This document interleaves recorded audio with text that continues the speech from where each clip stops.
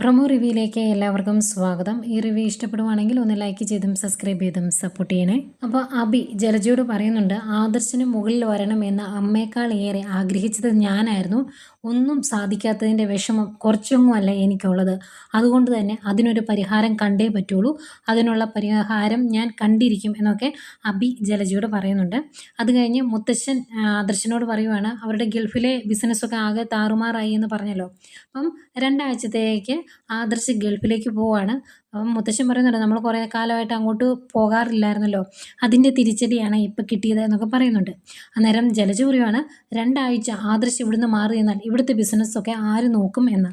അതുപോലെ അബി വീണ്ടും jewellery join ചെയ്യാനായിട്ട് ചെല്ലുന്നുണ്ട്. അന്നേരം അവിടുന്ന് പുറത്താക്കിക്കൊണ്ടുള്ള ലെറ്റർ കയ്യിലോട്ട് കൊടുക്കുകയാണ് അനി. എന്നിട്ട് പറയുന്നുണ്ട്, ഇനി ഈ ജ്വല്ലറിയുടെ പടി ചവിട്ടാനുള്ള യോഗ്യത നിനക്കില്ല, അതുകൊണ്ട് ഇതിൻ്റെ പടി കടന്ന് നീ ഇനി ഇതിനകത്തേക്ക് കയറിയേക്കരുത് എന്ന് പറഞ്ഞ് പുറത്താക്കിക്കൊണ്ടുള്ള ലെറ്റർ അബിയുടെ കയ്യിലോട്ട് കൊടുക്കുന്നു. അത് കയ്യിൽ മേടിച്ചിട്ട് മാസായിട്ട് ഇത്തിരി ദേഷ്യത്തോടു കൂടി കീറിക്കളയുന്ന അബിയെയും കാണിക്കുന്നുണ്ട്. ഇതൊക്കെയായിരുന്നു പ്രമോ.